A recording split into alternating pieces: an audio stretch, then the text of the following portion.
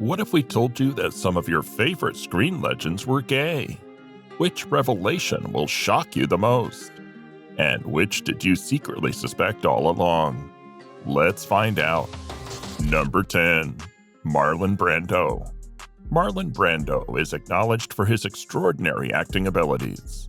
While he was married 3 times during his life, rumors have long swirled about his sexual preferences. Many have suggested that Brando may have been bisexual. One of the most persistent rumors was his supposed affair with James Dean, another iconic actor of that time.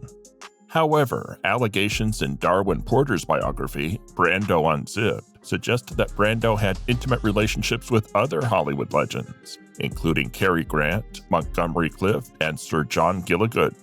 In a 1976 interview with a French journalist, Brando openly acknowledged his experiences with homosexuality, stating, quote, "Homosexuality is so much in fashion, it no longer makes news. Like a large number of men, I too have had homosexual experiences, and I am not ashamed." He may have slept with comedian Richard Pryor. In a surprising revelation, musician Quincy Jones claimed in a 2018 interview that Marlon Brando and Richard Pryor had been involved in a sexual relationship. Following the interview, Pryor's widow, Jennifer Lee Pryor, confirmed the claim via a tweet. While Pryor's daughter, Rain, denied the allegations and accused her father's widow of tarnishing his name, it certainly raised eyebrows in Hollywood and among fans. He may have had an S&M relationship with James Dean. Brando's complex personal life allegedly included a homoerotic, kinky side. In the book James Dean, Tomorrow Never Comes by Darwin Porter and Danforth Prince, a claim is made that Brando engaged in a dominant, submissive S&M relationship with James Dean. According to the authors, while Dean was emotionally invested in the relationship, Brando was more interested in the idea of toying with Dean's submissive nature. He may have had a romantic relationship with writer James Baldwin. Quincy Jones's interview not only mentioned Brando's involvement with Richard Pryor, but also suggested a romantic link between Brando and the acclaimed writer and social critic James Baldwin. Jones made the bold statement, quote, "He'd sleep with anything, even a mailbox." James Baldwin, Richard Pryor, Marvin Gaye. While Marvin Gaye's sister vehemently denied Jones's claims, the nature of Brando's relationship with James Baldwin remains somewhat ambiguous. Brando and Baldwin were known for their close friendship. Baldwin, who never publicly defined his sexuality, was rumored to have had homosexual relationships with other men. In a 1990 interview, Brando expressed great admiration for Baldwin, saying, quote, "If you wish to ask me what I cared about most now, if you ask me to state what was important or lasting, it would have to be that I walked and sat and dreamed next to a man named James Baldwin. He may have been involved with Carrie Grant." According to Brando Unzipped, Brando allegedly had sexual relationships with several quote-unquote straight old Hollywood actors. Among them were Montgomery Cliff and Carrie Grant. The book's claims include a brief fling between Brando and Carrie Grant, which reportedly took place during a weekend in San Francisco. Grant was also rumored to have pursued actor Stuart Granger, who Porter suggests became another of Brando's conquests. It's worth noting that Porter's reputation is built on quote-unquote exposing homosexual relationships in Hollywood, and his claims often come with a shadow of doubt. Number 9. James Dean engaged in intimate relationships with both women and men. James Dean, the iconic actor known for his roles in just 3 films, continues to be a symbol of the disillusioned rebel, even in the 21st century. Though he tragically passed away at the young age of 24 in 1955, millions still remember him. Throughout his life and beyond, rumors and speculation have swirled around his sexuality, with no definitive answers regarding his identification. Since the 70s, several books have attempted to shed light on the private life of this actor. One such book is The Real James Dean, written in 1975 by Jonathan Gilmour, a close friend of Dean's. In the book, Gilmour claimed that he and Dean engaged in intimate encounters.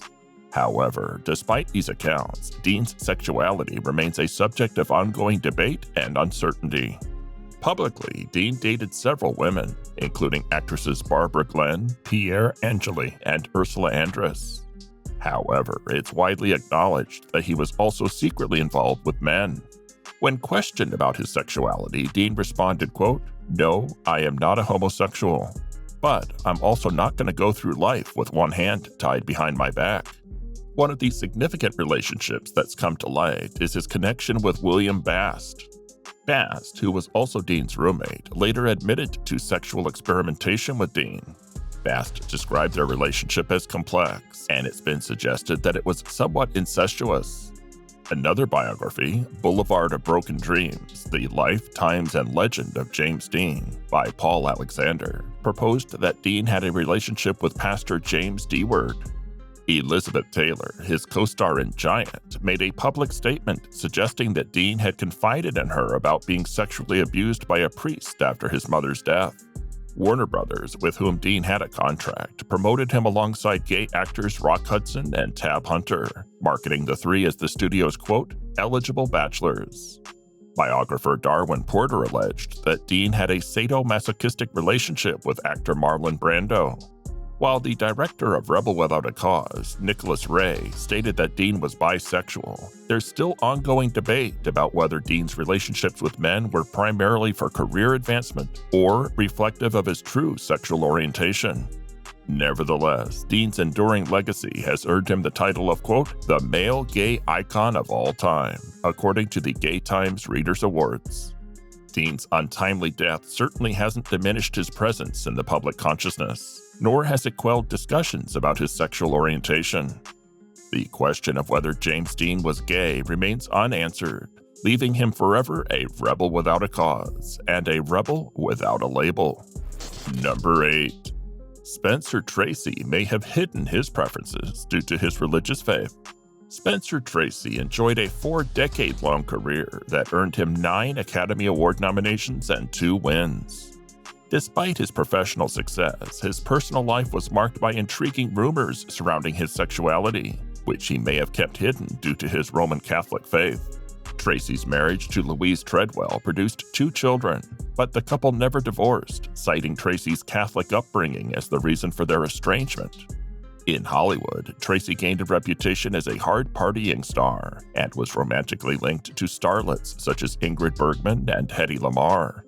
However, the most compelling speculation surrounds Tracy's alleged long-term relationship with actor John Derek. Additionally, there have been claims that his relationship with the legendary Katharine Hepburn was carefully managed by the studio. So the question arises, was Spencer Tracy bisexual? Some may argue that his sexual orientation doesn't matter. Writer Amy Fine Collins delved into this topic in the April issue of Vanity Fair, revealing insights from the late Richard Gully, who was an assistant to Jack Warner and a well-connected figure in Hollywood. Gully's casual mention of Tracy's sexuality in the article stirred media attention and reactions. Hepburn herself was reportedly upset about the claims, and Tracy's daughter, Susanna Tracy, dismissed them as absurd. Tracy was undoubtedly a complex individual, marked by occasional bouts of deep depression. He remained devoted to his Catholic faith, never divorcing his wife despite his relationships with Hepburn and Loretta Young, with whom he had a serious fling during the filming of Man's Castle. Tracy also battled alcoholism and once infamously trashed a film set during a late-night visit. Yet, when you watch Tracy on screen, his personal struggles vanish and he becomes the character he portrays. His peers recognize his talent, with Humphrey Bogart stating, quote, "Spence is the best we have because you don't see the mechanism at work." The allure of classic Hollywood lies in its presentation of stars as larger-than-life figures, closer to dreams than reality. However, the temptation to out these stars from that era raises questions about our modern fixation on categorizing individuals as either gay or straight.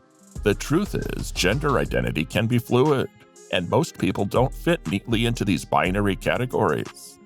This perspective was understood by Hollywood in the 1930s, when rigidly wholesome public personas were paramount. Ultimately, the question remains whether Spencer Tracy was gay or not. That question remains shrouded in mystery. Number 7. Rock Hudson kept his sexuality a secret throughout his career. Rock Hudson, the matinee idol and Oscar-nominated actor, led a double life throughout his career, concealing his homosexuality until his death from AIDS in 1985 at the age of 59. Despite a 3-year marriage to Phyllis Gates in the 1950s, insiders in Hollywood were aware of his true orientation. Gates discovered her husband's sexuality and confronted him about it. Their dialogue was recorded by a private investigator named Fred Otash, hired by Gates to investigate Hudson. Her suspicions were initially aroused after Hudson took a Rorschach test. This episode and many more secrets about Hudson's life have come to light in a documentary titled Rock Hudson: All That Heaven Allowed, directed by Stephen Kijak. Hudson's fame as an all-American screen icon endures, with starring roles in films like Giant alongside Elizabeth Taylor, Pillow Talk with Doris Day, and numerous other hits of the 50s and 60s, as well as his television series Macmillan and Wife. However, his legacy also includes revealing his AIDS diagnosis, which helped raise awareness of the disease. In a 1983 interview, Hudson candidly discussed his time working with James Dean on Giant, stating that he didn't particularly like Dean personally. Their relationship was strained, as Dean believed Hudson was hypocritical in maintaining a heterosexual facade in public, while privately making advances toward him. Interestingly, Dean had a relationship with a gay radio executive who was friends with Hudson's agent, Henry Wilson. Despite his less than positive feelings toward Dean, Hudson cherished his leading lady, Elizabeth Taylor. Their friendship endured until Hudson's final days and inspired Taylor to establish the Foundation for AIDS Research. To maintain his facade as a heterosexual leading man, Hudson entered into a presumably arranged marriage with Phyllis Gates, who was Henry Wilson's secretary. However, the marriage lasted only 3 years before ending in divorce. Gates later claimed that she'd been duped and had no idea that Hudson was gay all along, a statement that raises skepticism given that many in Hollywood, from bit players to assistants, were well aware of Hudson's true orientation. Hudson's personal life, known to friends and acquaintances, contrasted sharply with the tabloid narratives presented to the American public. He was known as a quote-unquote manizer, engaging in relationships with young and attractive men. Hudson had a contact in West Hollywood who could quickly arrange for handsome companions, a fact revealed in a recorded phone call between Hudson and an unnamed acquaintance. Despite his public image as a gay bachelor, Hudson's private life was far more complex. Number 6. Montgomery Cliff possibly preferred both men and women.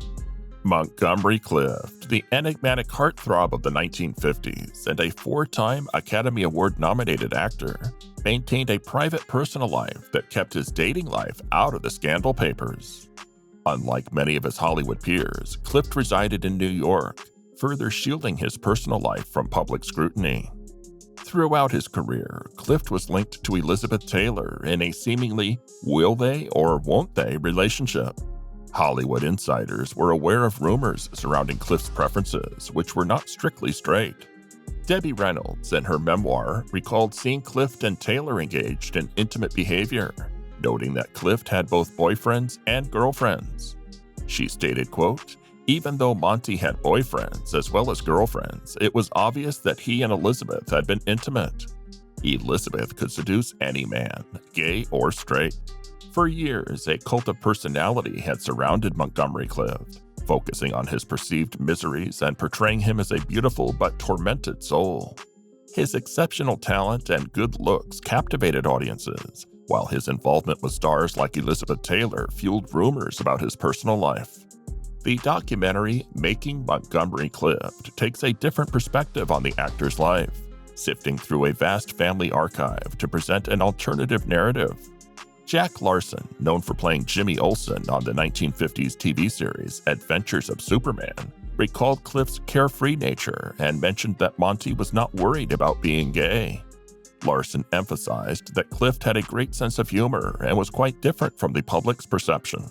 In a taped phone call with Monty's elder brother Brooks, their mother Ethel Fogg Sonny Cliff casually mentioned that Monty had identified as homosexual from a very early age, perhaps 12 or 13. Even in his on-screen roles, Cliff was known to push boundaries. For example, in the 1948 film Red River, he and John Ireland engaged in daringly flirtatious scenes with innuendo. Cliff was less closeted compared to some of his gay contemporaries in Hollywood, like Rock Hudson, and he was comfortable being himself. In 1935, at the age of 13, he made his Broadway debut in New York in Fly Away Home. Hollywood soon beckoned with roles like Tom Sawyer, but Cliff, uninterested in studio contracts, declined several lucrative offers, including roles in East of Eden, On the Waterfront, and Sunset Boulevard. Throughout his Hollywood career, Cliff remained an outsider, opting for single-picture deals, rewriting dialogue, and commuting between New York and Hollywood. He lived modestly in a tiny New York apartment, adhering to a simple diet and spending his time reading literature and history. Number 5. Carrie Grant stayed with actor Randolph Scott for 12 years. Carrie Grant's sexual tastes have been a subject of debate and rumor. He famously lived with actor Randolph Scott for 12 years, beginning their cohabitation in 1932 after meeting on the set of Hot Saturday. They resided together in a mansion affectionately nicknamed Bachelor Hall in the Los Feliz section of Los Angeles. Despite his public image as a suave and debonair ladies' man, rumors about Grant's relationships with men circulated within the Hollywood community. In 1986, during an interview with Barbara Walters, Grant made a groundbreaking statement about his sexuality, saying, quote, "Everyone says I'm gay, and I guess I am, but I don't really know." This admission was remarkable for its time and contributed to more open discussions about sexuality in Hollywood. The relationship between Scott and Grant raised eyebrows in Hollywood during the 1930s and continued despite both men marrying women during that period. They even posed for fan magazines and were featured as budding movie stars. George Burns, a friend of Grant, is often cited as a source of information regarding Grant's homosexuality. Biographer Charles Higham, known for his work in print journalism, highlighted how The Lonely Heart, a biography of Grant, contributed to decades of rumors about his sexuality. Higham suggested that J. Edgar Hoover may have fallen in love with the book's author, John Eliot, and tried to protect him. Higham and Eliot's conclusions in the book suggested that Grant's homosexuality was more pronounced in the early part of his life. There were claims that Grant was in close proximity to a young male during the Manson murders, according to Eliot. While Grant's behavior appeared more heterosexual in the latter part of his life, he seemed more concerned with being true to himself regardless of his sexual orientation, be it gay or straight. He hoped people would pay attention to him for who he was rather than his sexual preferences. Although Grant and Scott only appeared in one film together, Grant later claimed to have fallen in love with Grace Kelly after decades of starring in over 70 films. Despite being bisexual and married 5 times, Hollywood insiders often regarded Grant as a gay man. His relationship with Scott was a source of controversy in 1930s Hollywood, and it persisted through several of their marriages to women. According to Mark Elliott's book, Carrie Grant, Grant's Secret Sixth Marriage, Grant had a sexual relationship with Scott after they met on the set of Hot Saturday. Photographs taken in 1933 of the two actors at home and on the beach, along with Scott's decision to continue living with Grant even after Grant's marriage to actress Virginia Sherrill, fueled the rumors. Hollywood director George Cukor, himself openly gay, remarked on their relationship, saying, quote, "Oh, Carrie won't talk about it. At most he'll say they did some wonderful pictures together. But Randolph will admit it, to a friend." Jerome Zerb, a photographer, spent what he referred to as, quote, 3 gay months in the movie colony and took numerous photographs of Grant and Scott, which were seen as indicative of their involvement in the gay scene, according to William J. Mann's book, Behind the Screen: How Gays and Lesbians Shaped Hollywood, 1910 to 1969. While Scott and Grant stopped living together in 1944, they remained close friends throughout their lives. Number 4. Rumors about Clark Gables' preferences. Despite being married 5 times and having 2 children, Gable was notorious for his reputation as a ladies' man, often pursuing relationships with Hollywood starlets. However, rumors circulated about Gable's sexual preferences, suggesting he may have been willing to engage in encounters with men for career advancement. One notable same-sex encounter is reported to have occurred between Gable and actor William Haynes. Haynes was openly gay in his personal life and was a friend of Joan Crawford. Another incident involving Gable and his sensitivity towards his sexuality allegedly occurred in 1938 during the filming of Gone with the Wind. George Cukor, who was a close friend of Haynes, was working on the film. At a party, a friend of Cukor's reportedly exclaimed, quote, "Oh, George is directing one of Billy's old tricks," referring to Gable's previous involvement with Haynes. When word of this remark reached Gable, he was said to have been outraged and refused to return to the set until Cukor was replaced as director. Gable is quoted as saying, "I won't be directed by a fairy. I have to work with a real man."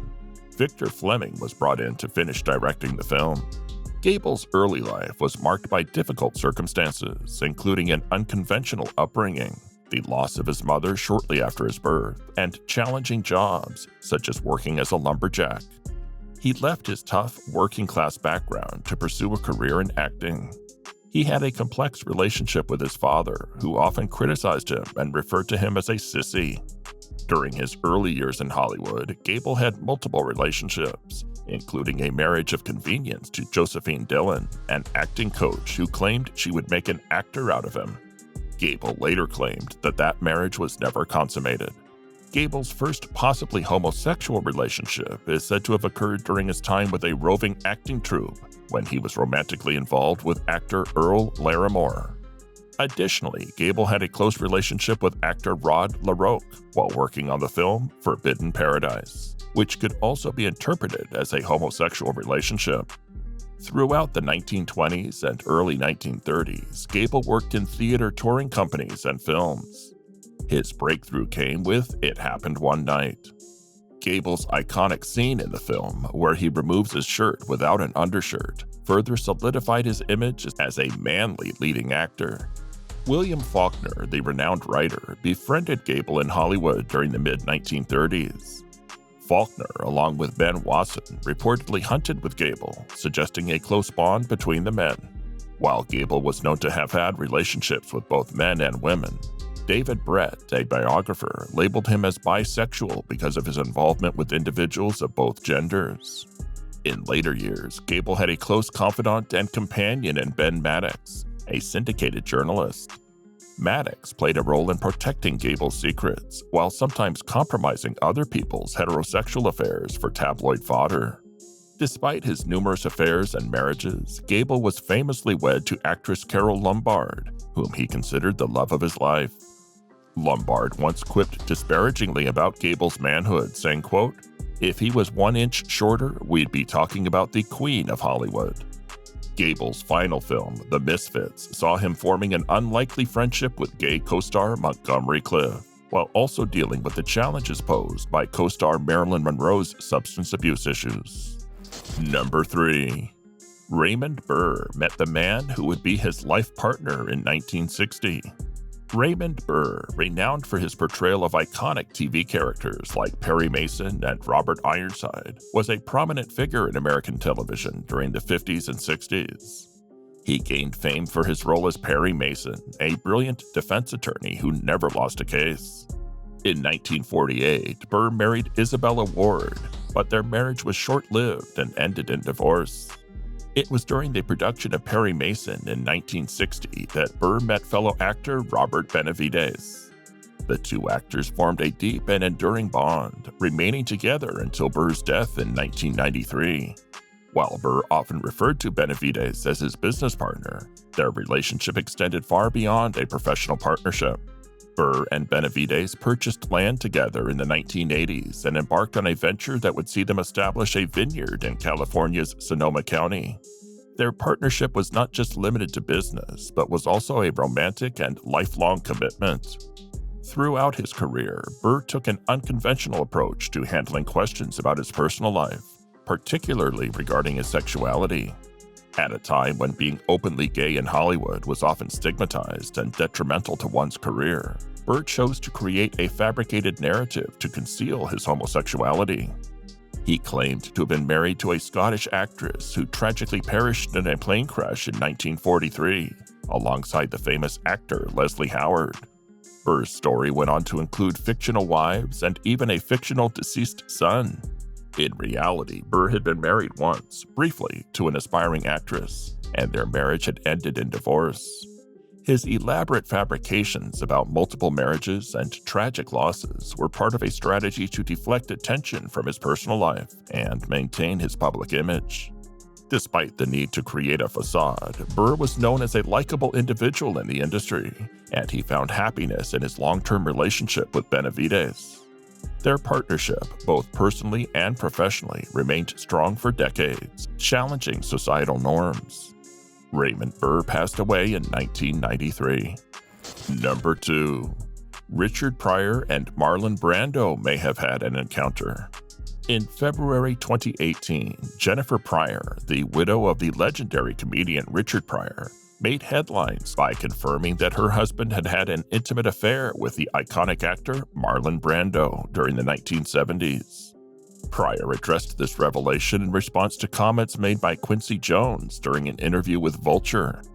Jones had alluded to Brando's involvement with numerous high-profile men, including Pryor. Quincy Jones stated, quote, "He'd F anything. Anything. He'd F a mailbox. James Baldwin, Richard Pryor, Marvin Gaye."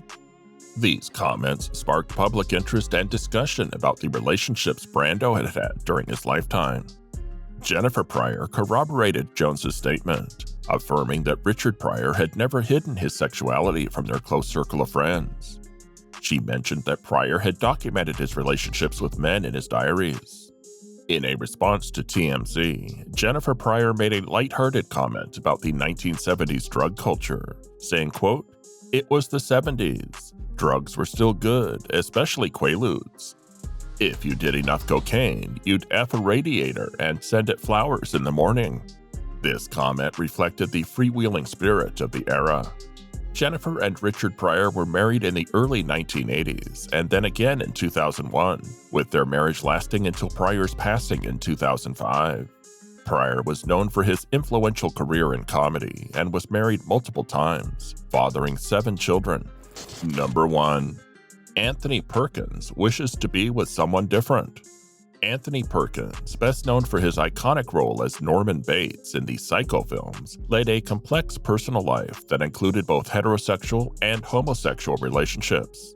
Despite being married and having 2 children, Perkins allegedly engaged in several affairs with men during his lifetime. One of his most notable romantic relationships was reportedly with actor Tab Hunter. Perkins passed away in 1992 at the age of 60 due to age-related complications. His illness, which was not disclosed to the public at the time, came as a shock to his fans.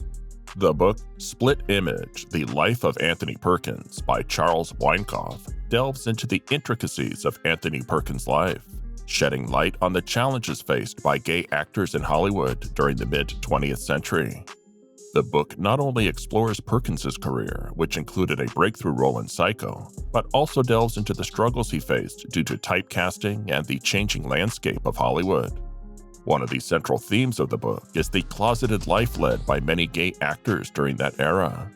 It vividly portrays the secrecy, arranged dates with starlets for magazines, and constant fear of being exposed by scandalous publications. Perkins, like many others, had to maintain a facade of heterosexuality in order to protect his career. The book also reveals the often tumultuous relationships Perkins had with men during this period. It describes encounters in Times Square gay porno theaters, arranged dates with starlets to maintain appearances, and the careful balancing act that Perkins and others had to perform in order to keep their private lives hidden. While the book examines the complexities of Perkins' relationships, it also highlights his ambition and determination to succeed in Hollywood. Coming out as gay in the 50s or 60s would have undoubtedly spelled the end of his career, and Perkins was determined to achieve stardom. One of the most puzzling aspects of Perkins's life explored in the book is his marriage to Barry Berenson in 1973. Despite skepticism on the part of friends, the marriage appeared to be more than a showbiz sham. Berenson pursued Perkins relentlessly, and the couple had 2 sons.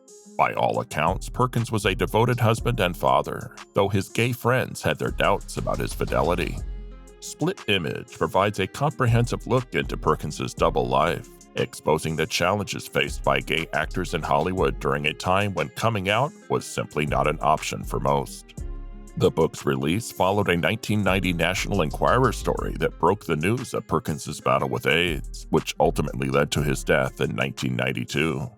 Split Image highlights the complexity of Perkins's public and private lives, offering a nuanced perspective on the ambiguity of the homosexual closet, a topic that remains relevant and thought-provoking. That wraps up our countdown for today. If you enjoyed the video, don't forget to hit that like button and subscribe for more fascinating stories from the world of entertainment. Now, we want to hear from you. Which revelation shocked you the most? Share your thoughts in the comments below, and if you have any more facts or stories from Hollywood's past, drop them in the comments as well. Thank you again for watching, and until next time,